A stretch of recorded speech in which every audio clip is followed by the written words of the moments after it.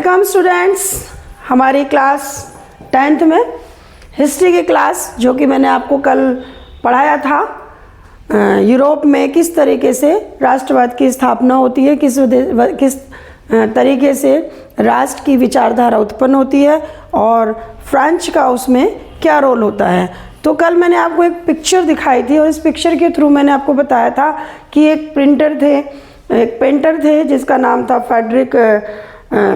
France के थे, और उन्होंने उस पिक्चर में जो एक कल्पना की थी, एक विजुलाइज किया था कि आने वाले समय में फ्रांस की स्थिति क्या होगी और जो यूरोप की अदर कंट्रीज़ हैं वो किस तरीके से सामने आएंगी, उनका फ्यूचर क्या होगा। उन्होंने फ्रीडम की बात की थी, उन्होंने ये चाहा था कि सबका अपने एक फ्लैग होगा, फीमेल्स को अपने अपने राइट्स मिलेंगे और इन जो भी है यूरोप है उसमें यूनिटी होगी, है ना, राइट टू इक्वलिटी मिलेगी, राइट टू फ्रीडम मिलेगी, बहुत सारी चीज़ें थी, अपना कॉन्स्टिट्यूशन होगा, अपना देश होगा। तो इस तरह की बातें कल मैंने आपको उस चित्र यानी उसका वो सपना था और वो विजुलाइज कर रहा था, और उस सपने के थ्रू की जो और हम जितनी भी कोशिश कर रहे हैं, जितने भी रिवोल्यूशन हो रहे हैं, ये इसके लिए हमें जीसस क्राइस्ट जो है वो आशीर्वाद दे रहे हैं कि जो भी है वो सब कुछ ठीक हो रहा है। अब मैं उसी से रिलेटेड आपको मैं पढ़ाने जा रही हूँ फ्रेंच रिवोल्यूशन, क्योंकि ये जो आइडिया था ये फ्रांस से शुरू हुआ था, है ना। तो the French revolution and the idea of the nation का जो आइडिया था ये फ्रांस से स्टार्ट हुआ था। और सबसे पहले जो फ्रांस में क्रांति हुई थी, जो फ्रांस ने स्टार्ट किया था वो था 1789 डेट है जब से ये स्टार्ट किया फ्रांस में कि हमें अपनी आज़ादी चाहिए। क्योंकि क्या था कि यूरोप में भी प्राचीन व्यवस्था थी, है ना, जैसे हमारे इंडिया में थी, राजा राज करता था, जनता उसकी बात मानती थी, राजा अपनी मर्जी से सारे रूल फॉलो कराता था, जहाँ जहाँ उसकी इच्छा होती थी वहाँ वो उसी तरीके से अपने रूल्स को अपने अकॉर्डिंग चेंज करता रहता था और एक तरीके से लोगों पे थोपता था। और जिस क्लास को उसे ऊपर उठाना था उसे ऊपर उठाता था, जिसे डाउन करना था उसे डाउन करता था। तो सोसाइटी, एडमिनिस्ट्रेशन, इकोनॉमिक, कोई भी जो व्यवस्था थी, जो स्ट्रक्चर था, वो सब राजा के अकॉर्डिंग चलता था। अब जब लोगों ने रियलाइज़ किया, मैंने आपको बताई भी थी कि कंडीशन क्या क्या हो रखी थी वहाँ पे, कोई टाइम के घंटे नहीं थे, है ना। रिकॉल इसलिए करा रही हूँ क्योंकि मुझे इससे ज्वाइन कराना है आप लोगों को और आपको कल की क्लास थोड़ा सा रिकॉल हो जाए। तो जो लोग थे, जो लेबर क्लास थी, उसकी कोई वैल्यू नहीं थी, फीमेल्स की कोई वैल्यू नहीं थी, उन सब के ही राइट्स को और अधिकारों को और एक समान एक एडमिनिस्ट्रेशन, कॉन्स्टिट्यूशन को लाने की कोशिश में ये सबसे पहले 1789 में फ्रेंच रिवोल्यूशन शुरू हुआ था, जो फ्रांस से शुरू हुआ था। और आगे जाके ये फ्रांस ही था जो कि एक लीडर के रूप में यूरोप में सामने आया था। तो इसको आज हम पढ़ेंगे कि जब फ्रांस में ये सब चीज़ें शुरू हुई, देखिए राजतंत्र था, राजा का शासन था, राजा का शासन चेंज होकर सिटीजन्स के पावर हाथ में आया। देखो ये जो टॉपिक है, जो पॉइंट्स है, मैंने आपको एक तरीके से फैक्ट्स भी मैं दे रही हूँ, इन्हीं में फैक्ट्स हैं। जब कुछ क्वेश्चंस आपके ऑब्जेक्टिव टाइप्स पेपर्स में आते हैं तो आप इसी से आराम से निकाल सकते हैं। Led to the transfer of sovereignty power from monarchy to citizen, यानी कि राजतंत्र से नागरिकों के हाथों में जो थी वो पावर आनी शुरू हो गई थी। और इसके बाद धीरे धीरे ये राजतंत्र ख़त्म हुआ, समाप्त हुआ, और जो सिटीजन्स थे, जो लोग थे, वो अपना कॉन्स्टिट्यूशन बनाने की तैयारी में आगे आने लगे थे। इसी साथ में सेकंड था जो इस समय में आप देखते हैं फ्रांस में क्या क्या हुआ। Idea of la patrie and la citizen was focused about equal right, यानी कि पिता की संपत्ति में जो लॉ पैट्री का मतलब है पितृभूमि, यानी जो पिता से मिली हुई भूमि है, जो पिता की भूमि है, पिता से संबंधित भूमि से रिलेटेड, और लॉ सिटीजन नागरिकों से रिलेटेड जो लॉ थे वो उनका फोकस हुआ इक्वल राइट, यानी उन सब पर सभी लोगों का इक्वल राइट होना चाहिए, समान अधिकार होना चाहिए। ठीक है, तो इस बात पे भी इस समय में ध्यान दिया गया कि इक्वलिटी मेन है, समान अधिकार, समान राइट्स, किसी भी चीज़ के लिए ये चीज़ों पर प्रेशर दिया गया इस समय फ्रांस में। फिर क्या हुआ, a new French flag the tricolour flag. मैंने आपको कल बताया था कि उस पिक्चर में, उस फोटो में क्या था कि एक कुछ लोग रेड ब्लैक और गोल्ड कलर का एक फ्लैग लिए खड़े हुए थे, जो कि स्टैचू ऑफ लिबर्टी के पास खड़े हुए थे, क्योंकि मैंने आपको बताया था कि अमेरिका इस समय स्वतंत्र हो चुका था, उसको फ्रीडम मिल चुकी थी, उसका अपना कॉन्स्टिट्यूशन था, इसीलिए वो रोशनी या टॉर्च को लेकर एक शो था, एक मॉडल था कि हम लोग स्वतंत्र हो गए। उसके ही पास फ्रांस के जो लोग थे वो खड़े हुए थे, क्या, रेड ब्लैक और गोल्ड का एक फ्लैग लेकर, ताकि वो ये दिखा सके कि अब हमारा नंबर है फ्रीडम का, अब जो स्वतंत्रता मिलेगी वो हमें मिलेगी। तो ए न्यू फ्रेंच फ्लैग जो कि 3 कलर का था, ट्राई कलर, उसका बनाया गया और उसको दिखाया गया कि अब के बाद से जो फ्रेंच का फ्लैग होगा वो इस तरह का होगा। उसके बाद में आगे चलते हैं तो state general meeting was ended and rename as national assembly. इससे पहले क्या था कि राज्यसभा थी, मतलब राजा के अधीन था ये सब चीज़ें, राजा राज करता था और ये राज्य की जनरल मीटिंग होती थी। राजा एक जगह पूरी पॉपुलेशन को इकट्ठा करता था और पॉपुलेशन में भी कौन होते थे, लोअर क्लास तो उसमें इन्वॉल्व होती नहीं थी, ना उसमें फीमेल्स इन्वॉल्व होती थी। तो मेन जो उसके बटरिंग करने वाले या उसको ज़्यादा कर देने वाले, टैक्सेस देने वाले, वही लोग होते थे। उनकी मीटिंग अब उसको ख़त्म किया गया, जो राजतंत्र था उसको ख़त्म करके रीनेम रखा गया नेशनल असेंबली। नेशनल असेंबली यानी कि एक राष्ट्रीय सभा जो कि नेशन को दर्शाती है, एक राष्ट्र को दर्शाती है। तो एक नया नाम दिया गया, राज्य असेंबली को हटाकर नेशनल असेंबली, जिसमें कि पूरे फ्रांस के जितने भी लोग हैं, जितने भी एक्टिव लोग हैं जो कि इस आंदोलन को में भाग ले रहे थे, उसको आगे बढ़ाने की कोशिश कर रहे थे, वही सब वो और जो बाकी सिटीजन्स हैं वो मिलकर इस नेशन के लिए एक सेंटर गवर्नमेंट का निर्माण कर सकें या सेंटर गवर्नमेंट एस्टैब्लिश कर सकें। ठीक है, फिर है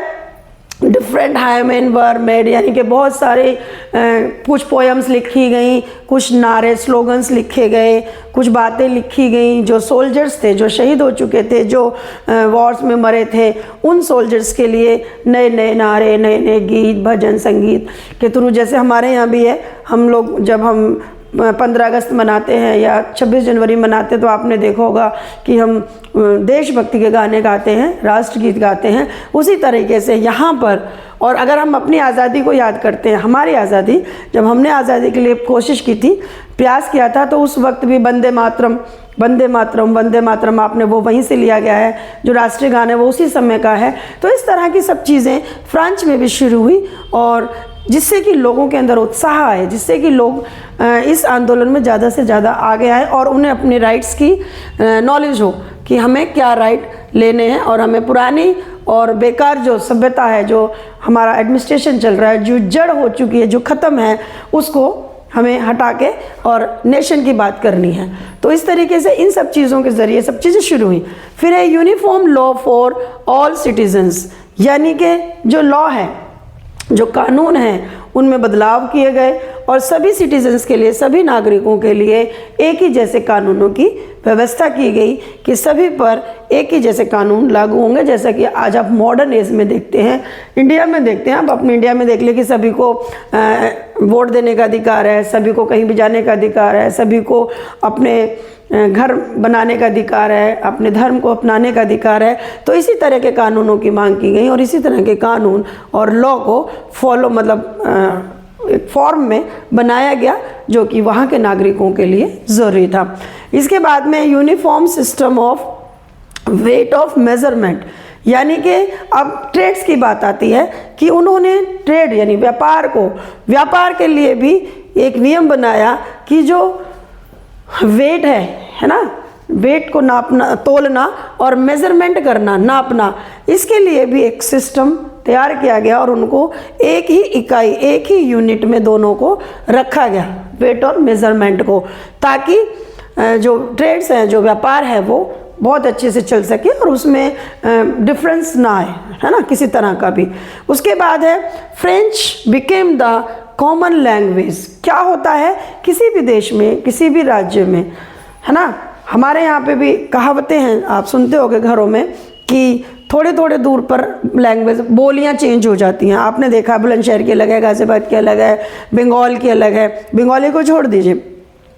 हमारे यहाँ पे जितने राज्य हैं उतनी ही आप देखते हो कि बोलियाँ हैं, वो बोली हैं, अलग अलग क्षेत्र की अलग अलग बोली। यही सब कुछ फ्रांस में भी था कि हर जगह जितने जितने राज्य थे उतनी बोलियाँ थी, जितने शहर थे उतनी बोलियाँ थी, जितनी सिटीज़ थी उतनी बोलियाँ थी। लेकिन क्या ज़रूरत थी, उससे क्या होता है, उससे यूनिटी की फीलिंग नहीं आती,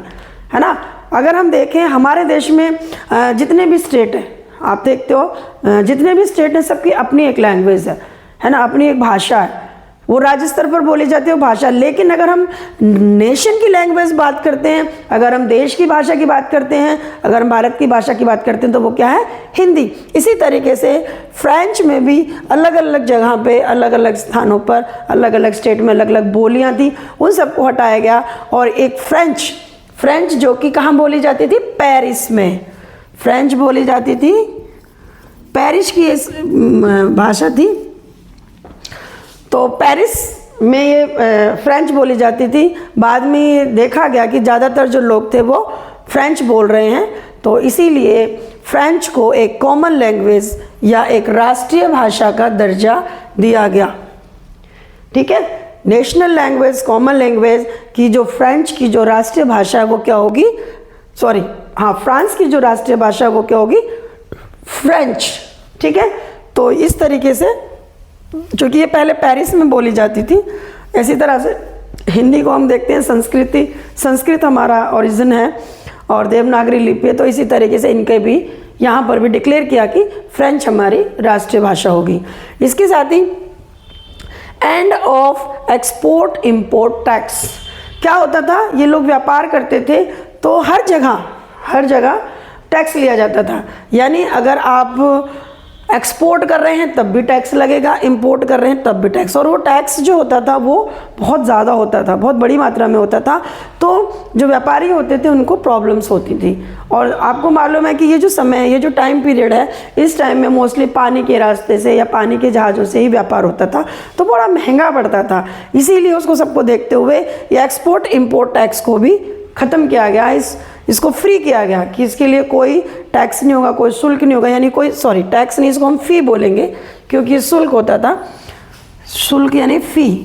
एक फ़ीस लगती थी, उस फीस को ख़त्म किया गया, है ना। टैक्सेस तो बाद की बात है।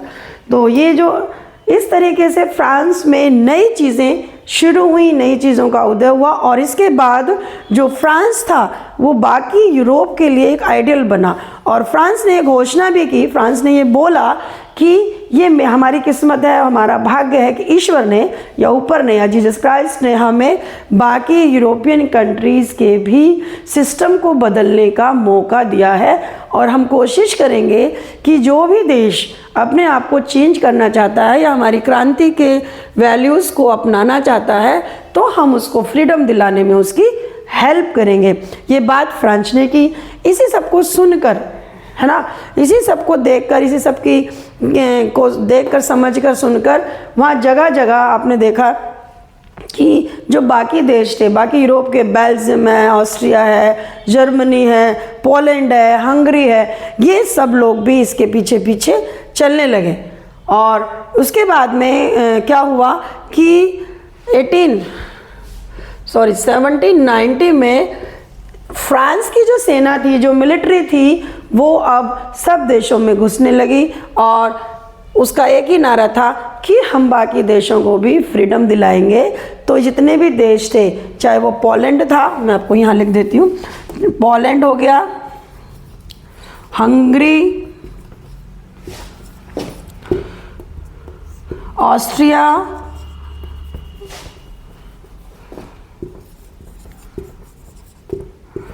ये जो देश थे, जर्मन,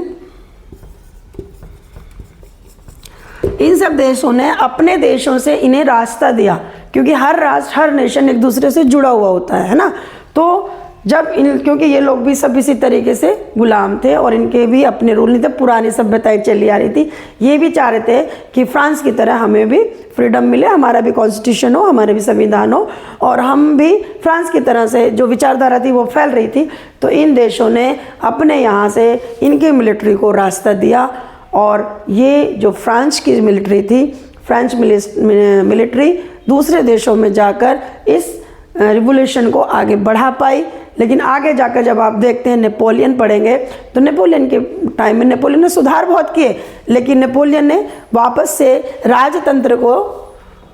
इस्टेब्लिश कर दिया था। ये मैंने आपको पढ़ाया था यहाँ पर, ये मोनार्की जो है ये वापस, लेकिन उसने बाकी रिफॉर्म्स किए ज़रूर। तो इसके बाद आज मैं आपको सिर्फ इतना ही पढ़ाऊँगी। देखो मैं छोटे छोटे जो पॉइंट्स है इसलिए ले रही हूँ, छोटे छोटे टॉपिक्स अभी स्टार्टिंग में, क्योंकि आप लोगों पर बाकी सब्जेक्ट का भी बर्डन होगा। ये आपकी क्लासेस में एक बार पढ़ा जा चुका होगा नेचुरली, क्योंकि अब तो बहुत टाइम निकल गया है। ये आपको एक तरीके से रिकॉल करने के लिए है वापस। और ये जो जितने भी पॉइंट्स हैं, अगर आप इस पॉइंट्स को, इनमें फैक्ट्स साथ के साथ हैं ही, इतने पॉइंट्स को भी आप 2 मिनट 3 मिनट भी दोगे तो इजी से आपके ये माइंड में बैठ जाएंगे। और जब